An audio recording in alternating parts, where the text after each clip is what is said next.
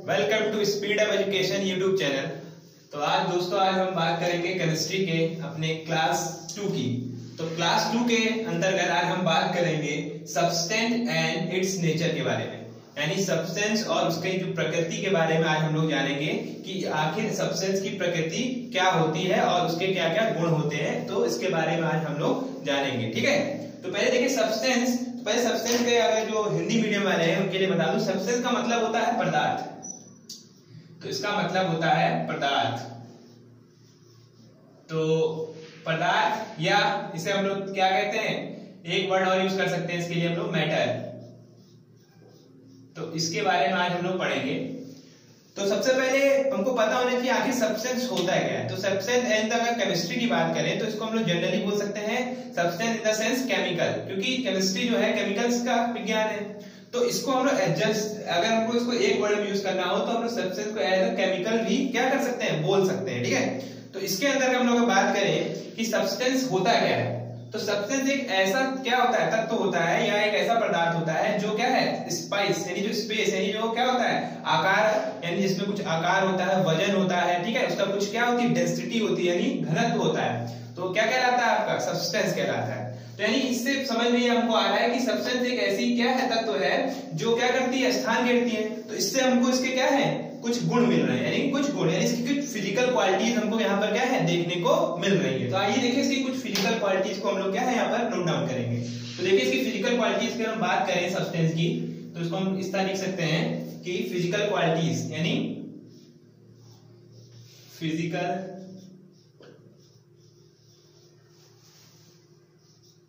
Qualities. तो अगर हम इसकी फिजिकल क्वालिटीज यानी इसके भौतिक गुणों की बात करें, इसको हम लोग बोलते हैं भौतिक गुण।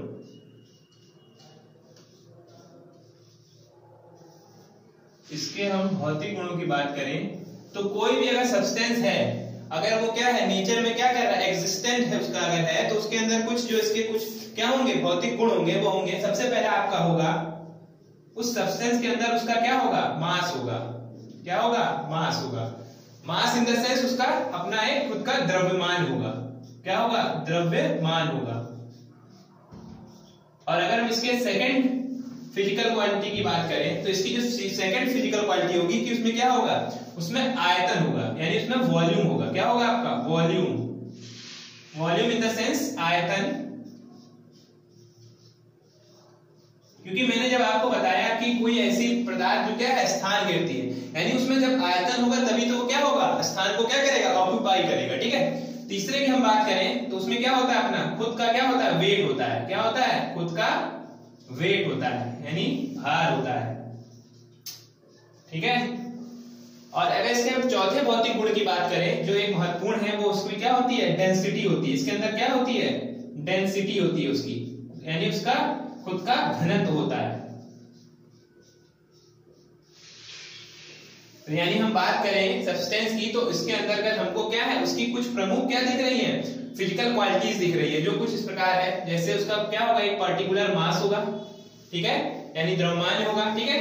उसके क्या होगा, एक पर्टिकुलर वॉल्यूम होगा, यानी वो स्थान को घेर रही है। जैसे हम कहें कि अगर हमारे पास एक लकड़ी का एक क्या है, बॉक्स है, हम एक लकड़ी का बॉक्स बनाते हैं। अगर ये हम लकड़ी का बॉक्स बना रहे हैं, ये लकड़ी का बॉक्स है, ठीक है। तो ये क्या है, देखिए इसकी ये सारी क्वालिटीज के अंदर बताएंगे। तो इसमें क्या होगा, इसका खुद का इसमें m होगा पहला। दूसरा, इसमें इसका खुद का क्या होगा, वॉल्यूम होगा, जिसे हम v से डिनोट करते हैं। इसमें इसका खुद का क्या होगा, वेट होगा, weight in the sense mg जिसे हम लोग जानते हैं, ठीक है। इसमें इसका खुद वेट होगा, ठीक है। और इसके बाद इसकी बात करें, इसमें कुछ खुद की क्या होगी, डेंसिटी यानी d होगा, ठीक है, जिसे हम लोग d = mv, ठीक है, d = mv। तो इसका खुद का क्या होगा, इस चार जो इसकी प्रॉपर्टीज हैं इसके अंदर क्या है, क्या रहेंगी, एग्जिस्ट करेंगी, ठीक है। तो ये हम बात कर रहे हैं लकड़ी के टुकड़े की, ठीक है। तो इसी तरह अगर हम इसमें बात करें, इसमें एक और, इसमें एक नया जो है आप इसकी प्रॉपर्टी दे सकते हैं। इसमें एक गुण और हो सकता है, वो हो सकता है आपका क्या, उसको हम लोग बोलते हैं विशिष्ट ऊष्मा। विशिष्ट ऊष्मा, सॉरी, विशिष्ट घनत्व। क्या होता है इसमें, विशिष्ट घनत्व होता है, ठीक है। तो विशिष्ट घनत्व होता है, यानी जो पदार्थ है, पदार्थ का घनत्व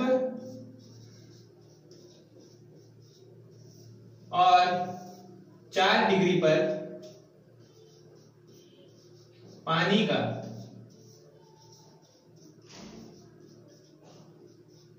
इसके अनुपात, यानी अगर हम बात करें विशिष्ट घनत्व क्या होता है, विशिष्ट घनत्व क्या होता है, तो ये जो पदार्थ, जैसे हमने कहा लकड़ी का टुकड़ा है, तो उसके घनत्व और 4 डिग्री पर पानी के घनत्व का जो अनुपात होगा वही आपका कहलाएगा विशिष्ट घनत्व। यानी ये 4 जितनी आप ये देख रहे हैं इसके जो गुण हैं, ये क्या है, हर एक जितने भी हमारे संसार में यानी हमारे पृथ्वी पे जितने भी अवेलेबल क्या होंगे आपके पदार्थ होंगे उसमें क्या होंगी, विद्यमान होंगी। ठीक है, चलिए अब आगे बात करते हैं कि आखिर सब्सटेंस का कॉन्सेप्ट आया कहां से, सब्सटेंस का कॉन्सेप्ट आया कहां से। तो हम इसकी बात करते हैं कि सब्सटेंस का कॉन्सेप्ट आया कहां से। देखिए जरा इसको हम बात करते हैं।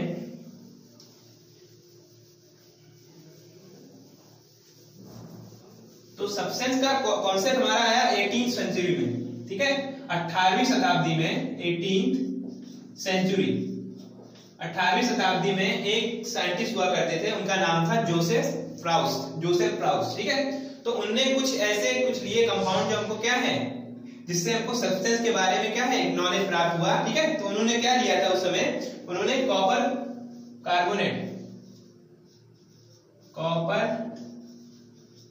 कार्बोनेट के बेसिस से बताया कि क्या होते हैं, सब्सटेंस का एक अपना एग्जिस्टेंस होता है। ठीक है, और वो सब्सटेंस क्या है, कुल मिलाकर 4, यानी कुल मिलाकर 4 जो होते हैं प्रकार में एग्जिस्ट करते हैं नेचर में, यानी उनके कुछ 4 प्रकार। जैसे हम सब्सटेंस के अगर इनके हम क्या करें, एग्जिस्टेंस की बात करें, सब्सटेंस एग्जिस्ट, ठीक है, इसके एग्जिस्टेंस की बात करें तो ये कुल मिलाकर 4 भागों में, यानी इसके जो 4 एग्जिस्टेंस है। देखिए पहला आपका होता है लिक्विड, ये लिक्विड फॉर्म में आपको मिलेगा। कोई भी अगर पदार्थ क्या है नेचर में विद्यमान है, अवेलेबल है, तो उसके जो क्या होंगे एग्जिस्ट होगा, वो 4 तरीके से एग्जिस्ट करेगा। या तो लिक्विड के फॉर्म में एग्जिस्ट करेगा, या गैस के फॉर्म में एग्जिस्ट करेगा, या आपके क्या है सॉलिड के फॉर्म में एग्जिस्ट करेगा। लेकिन अगर हम केमिस्ट्री की बात करें तो केमिस्ट्री में एक फॉर्म और होती है, उसको हम लोग बोलते हैं प्लाज्मा।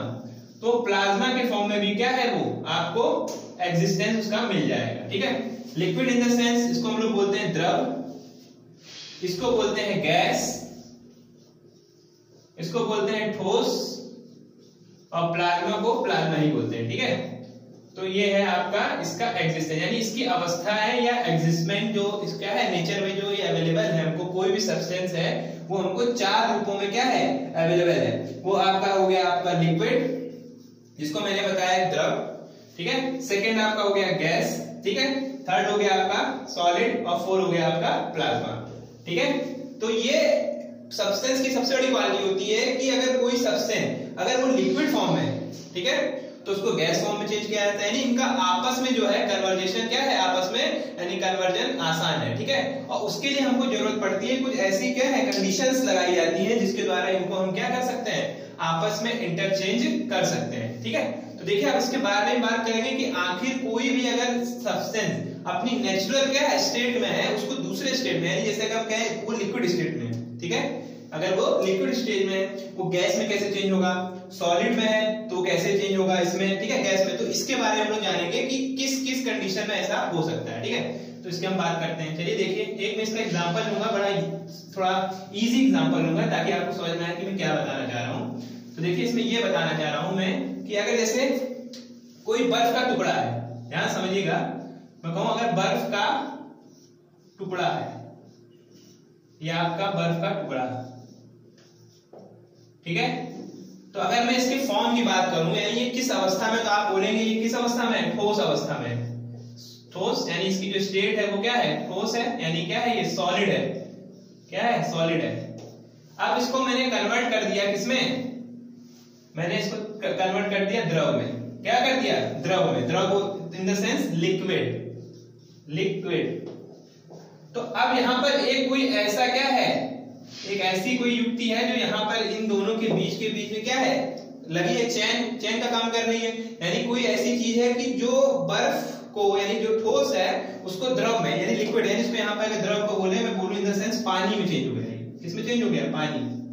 ठीक है, तो इन दोनों के बीच एक कारक काम कर रहा है, वो क्या है आपका टेम्परेचर, क्या है टेम्परेचर में, ठीक है, यहाँ पर तापमान। यानी इससे ये समझ में आ रहा है कि अगर कोई सब्सटेंस अपनी क्या है मूल अवस्था में है, जैसे मैंने कहा उसकी मूल अवस्था ठोस में, और वो क्या है चेंज हो जा रहा है द्रव में, तो उसके लिए जो क्या है सहायक यानी उसके लिए जिम्मेदार है वो क्या है, कौन कौन से कारक है, तापमान, दाब, या उसको कोई और कंडीशन फिजिकल कंडीशन में चेंज करके भी हम लोग उसको क्या कर सकते हैं, दूसरे में क्या कर सकते हैं, कन्वर्ट कर सकते हैं। ठीक है, तो यानी ये एक दूसरे के क्या होते हैं, कन्वर्जिंग इजीली हो जाते हैं, एक के साथ दूसरे को क्या है कन्वर्ट करना बड़ा इजी हो जाता है। ठीक है, तो उसके लिए कौन कौन है, तो आपको यहाँ पे लिखना पड़ेगा वो दो जो कारक है, यानी जो उसके दो क्या है फैक्टर जिसे कहते हैं हम लोग, तो पहला आपका है टेम्परेचर और सेकंड आपका है क्या, आपका प्रेशर। ठीक है, यानी किसी भी कोई भी अगर आपका सब्सटेंस है किसी स्टेट में है तो उसको अगर दूसरी स्टेट में चेंज करना है तो उसके लिए जो जिम्मेदार क्या है कारक या घटक है वो आपके कौन कौन है, टेम्परेचर एंड प्रेशर, जिसे हम लोग दाब के नाम से जानते हैं। ठीक है, तो यानी अगर किसी भी चाहे वो सॉलिड बॉडी हो, चाहे वो लिक्विड बॉडी हो, ठीक है, चाहे वो गैस बॉडी हो, ठीक है, उसको अगर हमको दूसरे यानी उसके जो इन्वर्सन अगर उसको करना हो, चेंज करना हो, तो हम लोग उसको टेम्परेचर और प्रेशर के द्वारा क्या कर सकते हैं, एक दूसरे में कन्वर्ट कर सकते हैं। तो ये आपस में हो जाता है, लेकिन इसमें कुछ एक दो चीजें ऐसी होती हैं जो क्या है डायरेक्ट हम लोग को क्या करती है, एक्सप्लिट करती है, मतलब वो कानून यानी जो हम लोग के नियम होते हैं उसके विरुद्ध होती है। जैसे इसमें एक विधि आपकी होती है, उसको हम लोग बोलते हैं ऊर्ध्वपातन। ठीक है, इसमें हम लोग बात करें ऊर्ध्वपातन।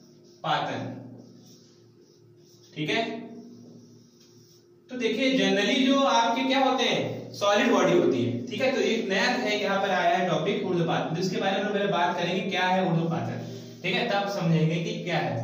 तो ऊर्ध्वपातन इन द सेंस में क्या होता है कि आप अगर जनरली मैंने जैसे अभी आपको एग्जांपल दिया था पीछे कि अगर कोई बर्फ का टुकड़ा है, ठीक है, वो सॉलिड स्टेट में था, ठीक है, तो जब हम लोग उस पे क्या है टेम्परेचर डालते हैं तो वो डायरेक्ट क्या आता है, पहले पानी में बदलता है, फिर पानी के बाद वो वाष्प में चेंज होता है। लेकिन ऊर्ध्वपातन एक ऐसी प्रक्रिया है कि इसमें क्या होती है, कोई भी अगर सॉलिड बॉडी है, ठीक है, तो सॉलिड बॉडी जो है वो पहले लिक्विड में फॉर्म में नहीं चेंज होती, वो डायरेक्ट क्या है, वो डायरेक्ट आपकी वाष्प फॉर्म में, ठीक है, वो वेपर फॉर्म में क्या हो जाती है, चेंज हो जाती है। तो ऐसी प्रक्रिया जिसमें कोई भी सब्सटेंस, ठीक है, वो क्या होता है द्रव में ना चेंज होकर डायरेक्ट क्या होता है वेपर यानी वाष्प के रूप में क्या हो जाता है, कन्वर्ट हो जाता है। तो ऐसी जो क्या होती है घटना होती है या ऐसा जो रिएक्शन होता है उसे हम बोलते हैं ऊर्ध्वपातन। क्या बोलते हैं उसको, ऊर्ध्वपातन। ठीक है, और ऊर्ध्वपातन के कुछ एग्जांपल होते हैं। ठीक है, जैसे आपका ऊर्ध्वपातन का आपने पढ़ा होगा एग्जांपल, एक होता है आपका कैम्फर जिसे हम लोग बोलते हैं कपूर। ठीक है, जो पूजा वाला कपूर या जो कपूर होता है जो जलाया जाता है वो हमको बोलते हैं camphor. Camphor in the sense कपूर। ठीक है, और आयोडीन। ठीक है, आयोडीन ऐसे जो तत्व हैं जो क्या है ऊर्ध्वपातन की अभिक्रिया को क्या करते हैं, ठीक है, उसको प्रदर्शित करते हैं। तो आपको पता होना चाहिए ऊर्ध्वपातन यानी आपको ये बताना है कि ये एक अपवादिक घटना है। ठीक है, क्योंकि जो ठोस होता है जब उस पर टेम्परेचर का प्रभाव होता है तो वो पहले किसमें होता है, लिक्विड फॉर्म में चेंज होना चाहिए, लेकिन ये एक ऐसी घटना है यानी ये एक विशिष्ट घटना है। तो आप इसको बहुत इंपॉर्टेंट है, इसको आप दिमाग में बैठा लीजिए। कभी कभी एग्जाम में डायरेक्ट एग्जांपल पूछ लेता है कि ऊर्ध्वपातन का एग्जांपल यानी ऊर्ध्वपातन का उदाहरण है। ठीक है, तो उसमें ऑप्शन रहते हैं बहुत सारे। ठीक है, तो आपको 4 ऑप्शन दे देगा, तो उसमें आपको ध्यान में रखना है कि जहां पर या तो कपूर या आयोडीन होगा वो ऊर्ध्वपातन के क्या है उदाहरण है। ठीक है, चलिए फिर आगे हम बात करते हैं, इसी में कुछ और बात करेंगे कि क्या क्या है। ठीक है, तो देखिए,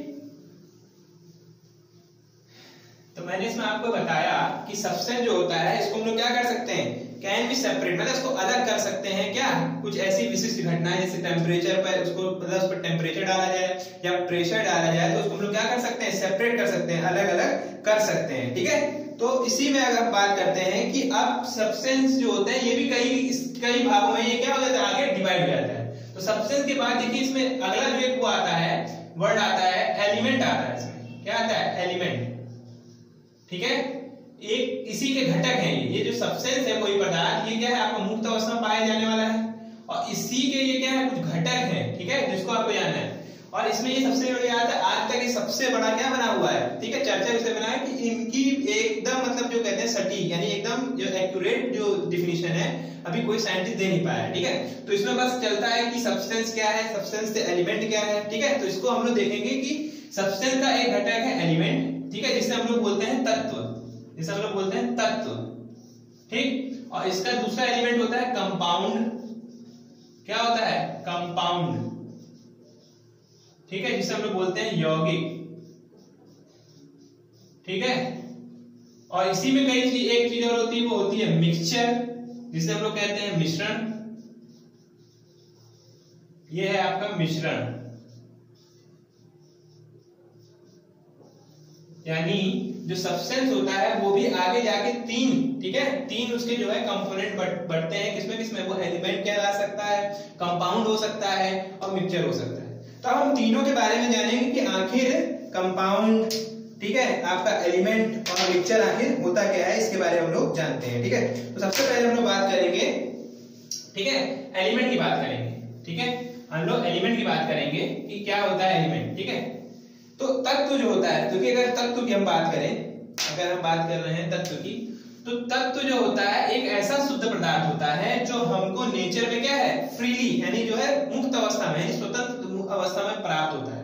ठीक है, और इसको कैन नॉट बी ब्रेक, और इसको हम लोग दूसरे में हम लोग चेंज नहीं कर सकते, यानी जो तत्व अपने मूल अवस्था में है वो मूल अवस्था ही में रहेगा, यानी उसको चेंज करना क्या है, इम्पॉसिबल है। ठीक है, तो इसीलिए इसको नाम रखा गया तत्व। जैसे अगर हम बात करें एक तत्व, हमने बोला कि एक तत्व आपका सोना है, सोना एक एलिमेंट है, ठीक है, एक तत्व है।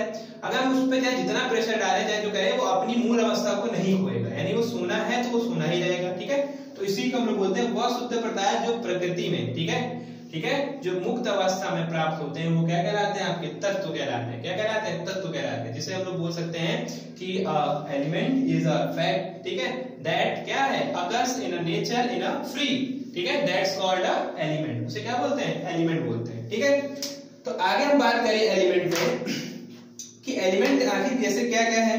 तो एलिमेंट जो हमें है, देखिए आपने पढ़ा होगा कि हर एक एलिमेंट का क्या होता है, एक सिंबल होता है। क्या होता है? सिंबल होता है। ठीक है, सिंबल। ठीक, और एलिमेंट भी हमको जो मिले हैं वो कई प्रकार के मिले हैं। हमको कुछ तत्व ऐसे मिले हैं, सिंबल मतलब उनको जिससे रिप्रेजेंट किया जाता है। ठीक है, इसको बोल सकते हैं यूनिट ऑफ रिप्रेजेंटेशन, रिप्रेजेंटेशन। ठीक है, यानी एलिमेंट, किसी भी एलिमेंट का नामकरण, इसको इन द सेंस सीधे बोल सकते हैं नामकरण, कि उसका नामकरण जो करने की पद्धति है वो आपकी क्या है, सिंबल है, यानी उसको एक सिंबल दिया गया है। और ये सिंबल जो दिया गया है या तो उसके लैटिन वर्ड के आधार पर दिया गया है, ठीक है, क्योंकि जितने भी हमारे जो साइंटिस्ट अधिकतर है वो लैटिन मूल के थे। ठीक है, तो इसीलिए जो अधिकतर जो हमारे तत्व होते हैं उनके सिंबल या तो लैटिन वर्ड के स्टार्टिंग के जो अक्षर होते हैं या IUPAC जो निर्धारित करती होती है। ठीक है, हम बात यहाँ पर आई IUPAC की। ठीक है, अभी आप बात आई यहाँ पर IUPAC की। तो IUPAC जो है केमिस्ट्री की एक क्या है, मतलब अंतरराष्ट्रीय स्तर की क्या है, आपकी एक संस्था है। ठीक है, जो बताती है क्या, किसी भी अगर जैसे कोई नया तत्व खोज लिया जाता है तो उसके क्या है, नामकरण का जो जिम्मा होता है वो IUPAC को होता है। किसको होता है? IUPAC को होता है। तो अभी अगर हम बात करें तत्वों की, तो अभी रिपोर्ट कर 2012 अगर तक की बात करें, 14 तक बात करें, तो इसमें हम लोग को जो है ज्ञात तत्व जो है अराउंड 118 तत्व हमको क्या है प्राप्त है। 118 तत्व हमको ज्ञात हो चुके हैं। ठीक है, जो पीरियोडिक टेबल में क्या है, उनके क्या है, परमाणु क्रमांक के आधार पर, यानी उनके बढ़ते हुए क्रमांक के आधार पर क्या कर दिए गए हैं, लगा दिए गए हैं। किसमें? आपकी पीरियोडिक टेबल। पीरियोडिक टेबल यानी जो जिसमें क्या है, तत्वों को रखने का जो क्या है, एक आपको जो वो देता है, ठीक है, प्लेटफॉर्म देता है, वो आपको क्या कहलाता है, पीरियोडिक टेबल। ठीक है, और पीरियोडिक टेबल कौन सी, मॉडर्न पीरियोडिक टेबल के अंतर्गत अभी हमको 118 तत्व ज्ञात है और कई की खोज आगे जारी है।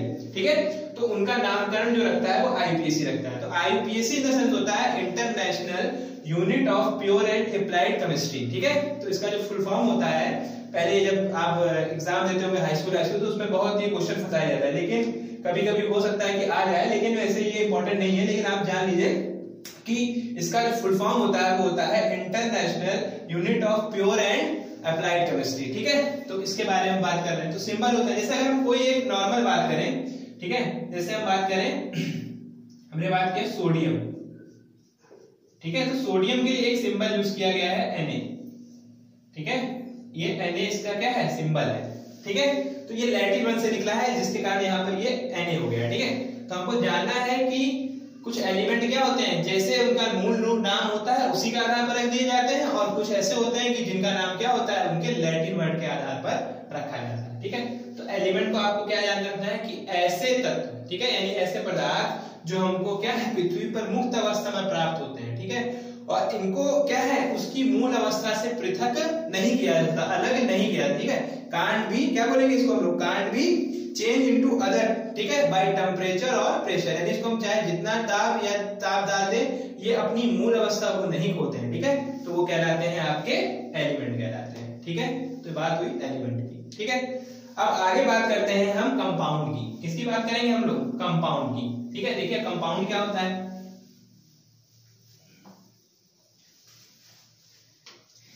देखिए दूसरा आपका है कंपाउंड, कंपाउंड जिसे हम यौगिक के नाम से भी जानते हैं, यौगिक।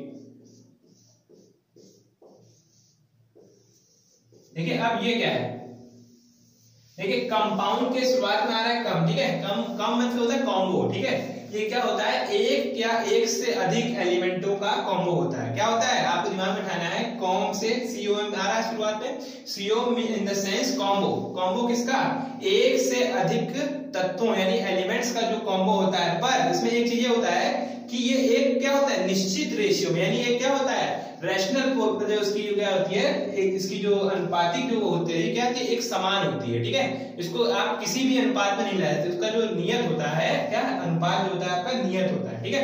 तो इसे हम लोग बोलते हैं कंपाउंड। तो अगर इसको हम डिफाइन करना हो कंपाउंड की, व्हाट इज कंपाउंड, तो बोलेंगे कंपाउंड इज अ, ठीक है, फॉर्म ऑफ, ठीक है, वन और मोर, ठीक है, फॉर्म ऑफ वन और मोर क्या elements that's make a compound in a क्या इन अ पर्टिकुलर रेशियो। यानी उनको अगर हम एक पर्टिकुलर रेशियो में अगर क्या करेंगे, एक या एक से, यानी हम एक एलिमेंट मान लिया हमने लिया E1, एक एलिमेंट हमने E1 लिया और हमने एक एलिमेंट E2 लिया, ठीक है। और इनका क्या है, एक क्या है पर्टिकुलर रेशियो, इनका जो रेशियो होना चाहिए वो क्या होना चाहिए इक्वल, मतलब एक समान, मतलब एक ऐसा पर्टिकुलर होना चाहिए कि जो, ठीक है। तो ये हो जाएगा आपका, वो बनेगा आपका कंपाउंड। वो किसको फॉर्म करेगा, कंपाउंड को फॉर्म करेगा, जिसे हम लोग बोलते हैं शुद्ध हिंदी में क्या यौगिक, ठीक है। तो अगर इसके एग्जांपल की बात करें कि आखिर कंपाउंड के एग्जांपल क्या होते हैं, तो जैसे आपको हम बोले इसका एग्जांपल तो है जल। क्या है जल, जल मतलब पानी, सिंपल वाटर की अगर बात करें जल, ठीक है, ये जल है यानी वाटर, ठीक है, वाटर, ठीक, जल ही जीवन है, जल में ही जीवन है, ठीक है। तो जल की अगर हम बात करें तो देखिए एक कंपाउंड है, ठीक है, ये एक या एक से अधिक तत्वों का। तो देखिए कौन कौन से, देखिए आप जानते होंगे जल को जो है सिंपली केमिस्ट्री में डिफाइन किया जाता है, लिखा जाता है H2O, ठीक है। क्या लिखा जाता है H2O। तो देखिए H2 के O के अंतर्गत इसमें आपको देखने को मिलेगा, इसमें दो तत्व यानी इसमें दो एलिमेंट का यूज हुआ है। पहला एलिमेंट आपका है हाइड्रोजन, क्या है आपका हाइड्रोजन। और आप दूसरे तत्व की बात करें तो आपका दूसरा तत्व इसमें है ऑक्सीजन, क्या है ऑक्सीजन, ठीक है।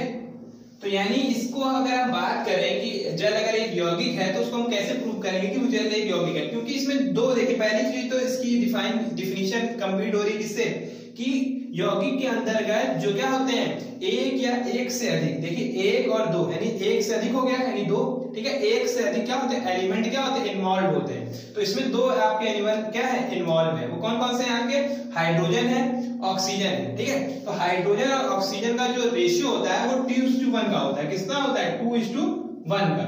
यानी इसमें क्या होते हैं दो परमाणु आपके हाइड्रोजन के और एक परमाणु आपका ऑक्सीजन का होता है, जिसके द्वारा ये क्या बनता है वाटर का एक मॉलिक्यूल बनता है। ध्यान समझिएगा मैं क्या बोल रहा हूं, मैं कह रहा हूं कि जब दो हाइड्रोजन के परमाणु और एक ऑक्सीजन का परमाणु मिलते हैं तो वाटर का एक मॉलिक्यूल बनता है, वाटर का एक मॉलिक्यूल। यानी आप इसको डिफाइन कर सकते हैं कि एक या एक से अधिक क्या परमाणुओं का समूह जो होता है वो क्या कहलाता है मॉलिक्यूल कहलाता है, अणु कहलाता है। तो यहाँ पर एक चीज और निकल के आई नहीं क्या अणु। तो इसकी बात कर लेते हैं हम लोग इसकी बात कर लेते हैं। अब इससे पहले हमने वर्ड यूज किया है परमाणु, तो पहले परमाणु भी देख लेते हैं हम लोग। तो दो वर्ड जो यूज आ रहे हैं मैं आपको सबको क्या है एक एक करके कॉन्सेप्ट्स का मैं क्लियर करना चाहूंगा कि क्या क्या है आखिर ये क्या क्या वर्ड है, ठीक है। चलिए देखिए अब इसकी बात करते हैं, इसको मैं इरेज कर दे रहा हूं। तो देखिए सब्सटेंस की अगर बात करें तो सब्सटेंस में सबसे पहला कॉन्सेप्ट अगर कोई आता है तो वो आता है परमाणु का। किसका आता है? परमाणु का। क्योंकि आगे वाले चैप्टर में हम लोग इसी की बात करेंगे, क्योंकि अगला चैप्टर जो हमारा है वो है आपका क्या? परमाणु संरचना, जिसे हम लोग एटॉमिक स्ट्रक्चर के नाम से भी जानते हैं। तो उसके अंतर्गत इस परमाणु का क्या है? बहुत बड़ा रोल है। तो हम लोग सबसे पहले बात करेंगे परमाणु की, ठीक है। तो परमाणु एक ऐसा कण होता है जो किसी भी पदार्थ का क्या होता है? अविभाज्य कण होता है। क्या होता है? अविभाज्य कण, यानी जिसको क्या किया जा सकता है? जैसे कोई अगर हम कहें कोई हमारे पास क्या है? एक केक है, ठीक है। हम केक को क्या है? कब काट सकते हैं? कब तक काट सकते हैं? उसकी कोई लिमिटेशन है? काटेंगे काटेंगे काटेंगे काटेंगे, यानी वो एक बार ऐसा होगा कि उसका एक ऐसा हमको क्या है? पार्टिकल मिलेगा जो क्या होगा? सबसे स्मॉलेस्ट, यानी अपने सबसे सूक्ष्मतम रूप में होगा। उसको हम लोग क्या कर सकते हैं? आगे ब्रेक नहीं कर सकते। इसीलिए परमाणु को हम लोग बोलते हैं कि किसी भी पदार्थ का सूक्ष्मतम व अविभाज्य जो कण होता है वो आपका क्या कहलाता है? परमाणु कहलाता है, ठीक है। तो इसके लिए कई साइंटिस्टों ने कई क्या है अपने नियम प्रतिपादित किए। जैसे डाल्टन नाम के क्या थे? वैज्ञानिक थे। उन्होंने बताया कि परमाणु जो होता है किसी भी पदार्थ का क्या होता है? सबसे सूक्ष्मतम और अविभाज्य कण होता है, ठीक है। यानी इसको आगे विभाजित नहीं किया। तो उन्होंने एक नियम दिया था, परमाणु अविभाज्यता का नियम, ठीक है। तो उन्होंने एक नियम भी दिया था, ठीक है। और किसके बेसिस पे दिया था? परमाणु के बेसिस पे दिया था, ठीक है। तो बात यहाँ पे हो गई परमाणु की, ठीक है। अब परमाणु कॉन्सेप्ट के बाद आपका आता है अणु का कॉन्सेप्ट आता है, ठीक है। अणु, अणु को हम लोग यहाँ लिखते हैं, ठीक है। अणु, ठीक है। अणु की बात करें तो अणु को जो है इंग्लिश में बोलते हैं मॉलिक्यूल। मॉलिक्यूल, ठीक है। यानी जब एक या एक से अधिक क्या मिलते हैं? परमाणु मिलते हैं, तो क्या बनाते हैं? अणु बनाते हैं। क्या बनाते हैं? अणु बनाते हैं, ठीक है। तो मॉलिक्यूल की अगर हम बात करें तो क्या है? ये परमाणुओं का समूह ही क्या कहलाता है? अणु कहलाता है, ठीक है। अ कलेक्शन ऑफ क्या? अ कलेक्शन ऑफ मतलब जो परमाणुओं का समूह होता है वो आपका क्या कहलाता है? बोलेगा collection of atom is known as molecule, ठीक है। एटम्स का जो कलेक्शन होता है वो क्या कहलाता है? मॉलिक्यूल कहलाता है, ठीक है। तो इसके बारे में हम अगले चैप्टर में बात करेंगे, क्योंकि अगला चैप्टर हमारा रहेगा क्या? क्या? परमाणु की संरचना। तो उसके अंतर्गत अणु, ठीक है, परमाणु और उससे जितने भी रिलेटेड क्या होंगे आपके टॉपिक होंगे उनको मैं कवर करूंगा, ठीक है। ये चैप्टर चल रहा है सबसे, हम लोग आगे सबसे में आगे ही जारी रखेंगे कि क्या है क्या नहीं है, ठीक है। तो अभी हम लोग ने बात की थी किसकी? कंपाउंड की। तो कंपाउंड मैंने आपको बताया कि जैसे वाटर, मैंने आपको इसका एग्जांपल दिया था। जैसे वाटर मैंने आपको बताया कि कंपाउंड है, ठीक है। तो वाटर मैंने बताया कि इसमें 2:1 का हाइड्रोजन और ऑक्सीजन का, हाइड्रोजन और ऑक्सीजन का क्या होता है? रेशियो होता है, ठीक है। यानी कोई भी अगर कंपाउंड है, ठीक है, वो शुद्ध तो होता है, मतलब वो पूरी तरह से शुद्ध होता है, ठीक है। और वो क्या होता है? एक रेशनल जो रेशियो होता है, एक पर्टिकुलर रेशियो होता है, उस पर क्या होता है? बेसिस होता है, ठीक है। यानी वो कोई भी अनुपात में उसको क्या है? नहीं उसको डिफाइन कर सकते, ठीक है। उसको एक जो बनाने का तरीका है वो चाहे आप उसको चाहे समुद्र का पानी लाइए, यानी इसका सबसे बड़ी क्वालिटी होती है कंपाउंड की कि आप उसको किसी भी रिसोर्स से लाइए, चाहे आप समुद्र का पानी लीजिए, चाहे आप इसको लेबोरेटरी में लाइए, चाहे नाले का पानी लीजिए, चाहे आप रिवर का पानी लीजिए, कहीं का पानी लीजिए, उस पानी को आप देखेंगे तो उसमें हाइड्रोजन और ऑक्सीजन की जो क्या होगी? रेशियो होगी 2:1 ही होगी, ठीक है। यानी आपको सबसे बड़ा इसका जो क्या है रोल जानना है कि इसकी सबसे बड़ी क्वालिटी क्या होती है कंपाउंड की, कि वो क्या होता है? चाहे कहीं से भी प्राप्त किया गया, यानी उसका रिसोर्स कुछ भी हो, वो अपनी क्या है? मूल अवस्था है। इसकी मूल अवस्था क्या है? एक पर्टिकुलर रेशियो को क्या करना? मेंटेन रखना, वो नहीं होता है, ठीक है। तो ये बात हो गई हमारे इसकी कंपाउंड की, ठीक है। आगे हम बात करते हैं मिक्सचर की, ठीक है। अब देखिए मिक्सचर की बात करेंगे हम लोग। तो मिक्सचर देखिए इसका जो थर्ड कंपोनेंट आ रहा है किसी सब्सटेंस का, मतलब सब्सटेंस के बाद हमने पहले पढ़ा एलिमेंट, एलिमेंट के बाद हमने पढ़ा कंपाउंड। अब जो तीसरा इसमें आता है वो आता है मिक्सचर का। क्या आता है? मिक्सचर।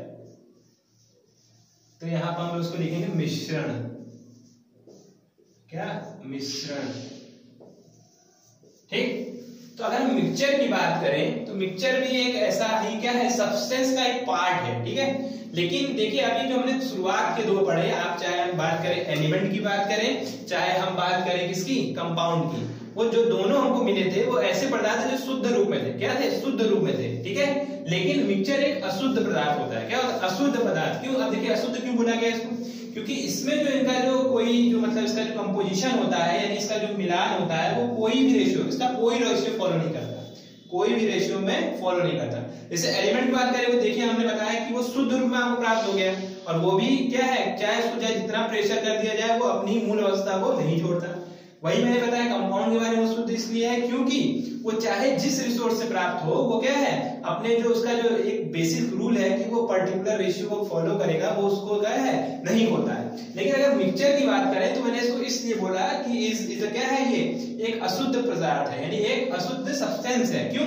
क्योंकि इसमें जो होते हैं एलिमेंट, जो भी एलिमेंट मिक्सचर में मिले हुए हैं वो क्या होते हैं, एक क्या होते हैं, डिस्टिंक्ट रेशियो में, कोई भी रेशियो में क्या होते हैं, मिले होते हैं। जैसे इसका एग्जांपल में बात करूं, दूध है, ठीक है, ठीक, बालू है, ठीक है, लकड़ी का बुरादा है, ये जितने भी आप देख रहे हैं ये सब जो है आपके मिक्सचर के एग्जांपल है। ठीक है, तो मिक्सचर भी दो टाइप के होते हैं आपके, ठीक है, एक समांगी होता है, एक विषमांगी होता है। ठीक है, तो इसके अंदर मतलब टॉपिक के अंदर टॉपिक बहुत सारे हैं जो आपके लिए थोड़ा इंपॉर्टेंट है और थोड़ा नहीं है, तो मैं जितने इंपॉर्टेंट मैं आपको बता दूंगा। एक समांगी होता है और एक विषमांगी होता है। ठीक, तो इसके दो पार्ट होते हैं। ठीक है, समांगी में समान मात्रा में होते हैं उनके जो कंपोनेंट है, और विषमांगी में असमान मात्रा में होते हैं, तो ये कहलाता है आपका मिक्सचर। ठीक है, अब आगे बात करते हैं। अब इससे बहुत चीजें आती रहती हैं, तो मैं धीरे धीरे आपको एक एक करके बताऊंगा। ठीक है, तो आपका ये हो गया मिक्सचर। ठीक है, आगे हम बात कर रहे थे, तो एलिमेंट में हमने अभी बात किया था कि एलिमेंट में कुछ क्या है।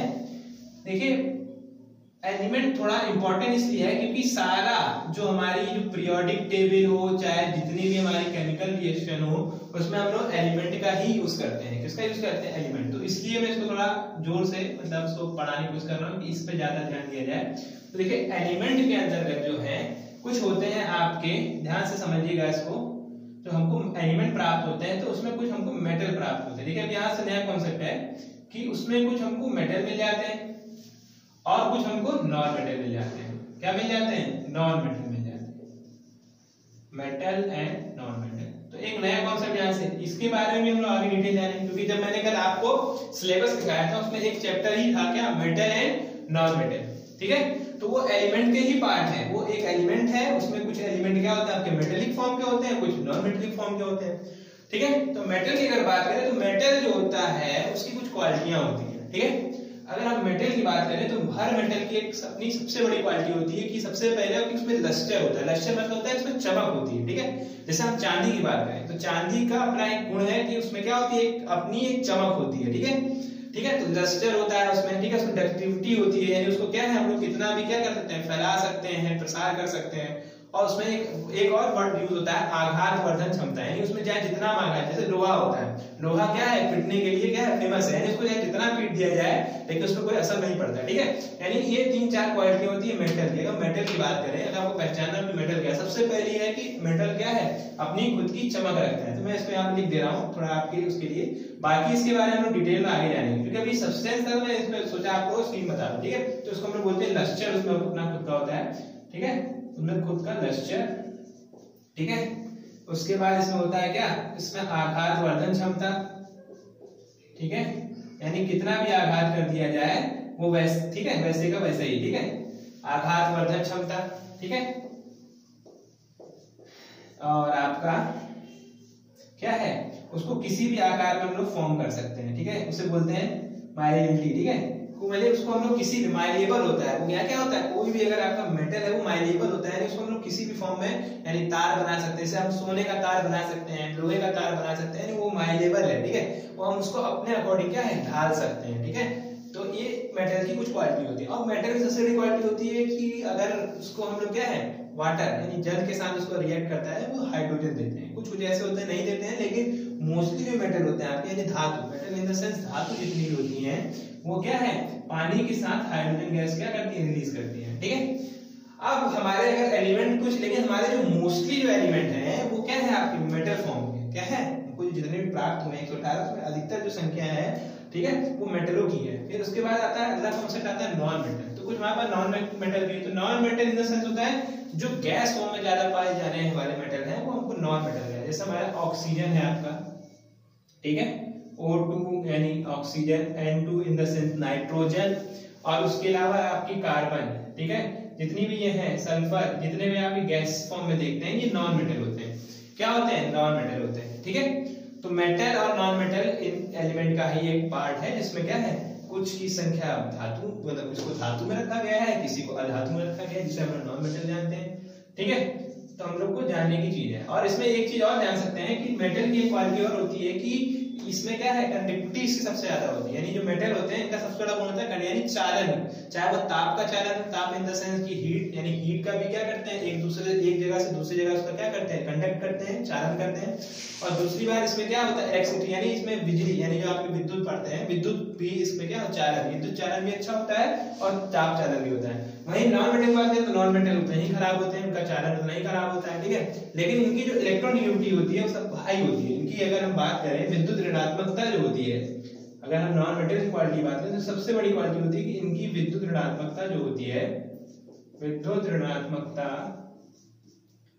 ठीक है, विद्युत ऋणात्मकता जो होती है वो क्या होती है, हाई होती है। क्या होती है, हाई होती है। ठीक है, क्योंकि इनमें क्या होता है, ठीक है, माइनस चार्ज होता है। ठीक है, माइनस चार्ज होता है जिसके कारण क्या होते हैं, हाई इलेक्ट्रोनेगेटिव होते हैं। ठीक है, तो इनकी विद्युत ऋणात्मकता ज्यादा होती है। आपको ये याद रखना है कि नॉन मेटल और मेटल में सबसे बड़ा अंतर ये होता है कि ये चालन कर सकते हैं, यानी ये हीट का भी चालन कर सकते हैं और क्या है, इलेक्ट्रिसिटी का भी चालन कर सकते हैं। नॉन मेटल के अंदर ये क्वालिटी, नॉन मेटल क्वालिटी है कि विद्युत ऋणात्मक होते हैं। ठीक है, आगे बात करें। और कुछ ऐसे तत्व होते हैं कि जो दोनों गुण रखते हैं, जैसे एक तत्व आपको प्राप्त होता है सिलिकॉन।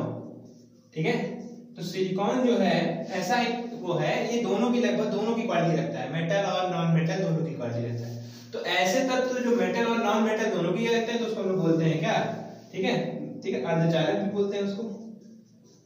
सिलिकॉन एक अर्धचालक है, जर्मेनियम हो गया, सिलिकॉन हो गया, जितने भी आपके ये हैं, ये सब आपके क्या कहलाते हैं, एक पार्ट है किसका, मतलब एक क्या है, कॉम्बो है किसका, जिसमें थोड़ा गुण मेटल का भी हो, थोड़ा नॉन मेटल का भी हो, तो वो कहलाते हैं आपके क्या, अर्धचालक कहलाते हैं। ठीक है, ये है। ठीक, और आगे हम बात करें, क्या बचा है टॉपिक, तो आगे हम बात करें इसी में, तो कुछ आपको इंपॉर्टेंट बता दूं इसमें कि क्या क्या है।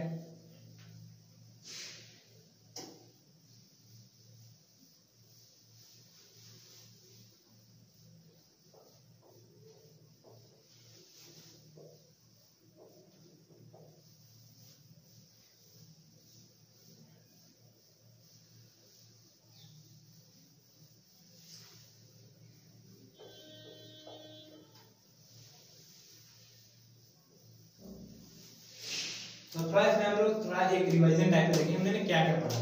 सबसे पहले हमने पढ़ा सब्सटेंस, सब्सटेंस क्या होता है, ठीक है, सब्सटेंस के टाइप कितने होते हैं, वो कितने फॉर्म में एग्जिस्ट करता है। मैंने आपको बताया वो लिक्विड फॉर्म में एग्जिस्ट करता है, ठीक, गैस फॉर्म में एग्जिस्ट करता है, और आपका क्या है, लिक्विड, गैस, और आपका जितने भी मतलब 4 फॉर्म में बताया, प्लाज्मा बताया आपको, गैस बताया। ठीक है, तो इन फॉर्म में एग्जिस्ट करता है। फिर उसमें बताया कि सब्सटेंस में मुझे प्राप्त होता है वो अलग अलग तरीके से प्राप्त होता है, कुछ एलिमेंट के तौर पर प्राप्त होते हैं, कुछ कंपाउंड, कुछ मिक्सचर। तो ये सब इसकी क्या है, क्वालिटीज हैं किसकी, सब्सटेंस की। ठीक है, तो इसी तरह आगे हम अब बात करेंगे, जो हमारा अगला जो इम्पोर्टेंट टॉपिक होगा हम लोग उसकी बात करेंगे, किसकी, हम लोग बात करेंगे एटम की।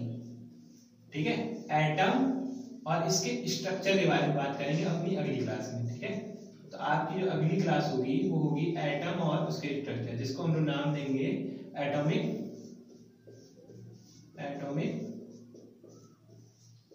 Structure, atomic structure.